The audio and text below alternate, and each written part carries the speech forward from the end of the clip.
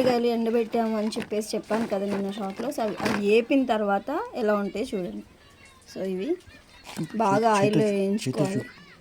ఇవి ఉన్నాయి కదా, ఇవి కూడా పడేయం, అలా తింటామన్నమాట. ఇంత బాగుంటాయి.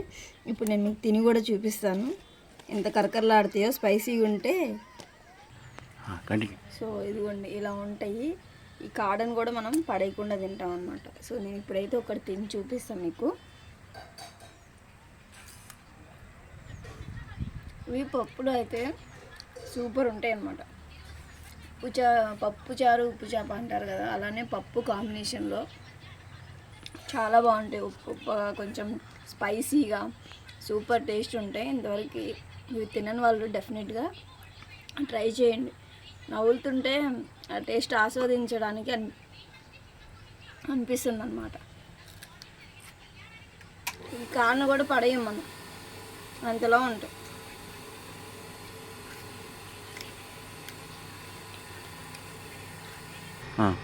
ఇంకోటి కూడా ట్రై చేస్తున్నాను. ఇది కంపల్సరీ తినండి, చాలా బాగుంటుంది.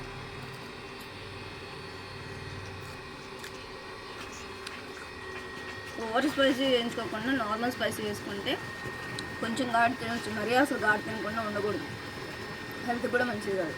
చప్పటి తింటే మనకేం స్టామినా ఉండదు అనమాట. ఓకేనా? ఇవి ట్రై చేయని వాళ్ళు డెఫినెట్గా ట్రై చేయండి. టేస్ట్ చేసి ఎలా ఉందో కూడా నాకు చెప్పండి. ఓకేనా?